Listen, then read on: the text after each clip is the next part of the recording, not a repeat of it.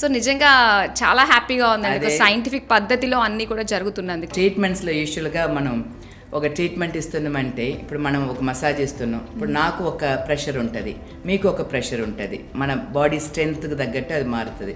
Suppose mood fluctuations ఉండొచ్చు, ఇప్పుడు నాకు ఏదైనా ఒక టెన్షన్లో ఉంటే మేబీ కొంచెం హార్డ్గా కూడా ఇవ్వచ్చు. సో అది కూడా ఆ ఛాన్సెస్ కూడా మేము తీసుకునేది లేదు, నో హ్యాండ్స్.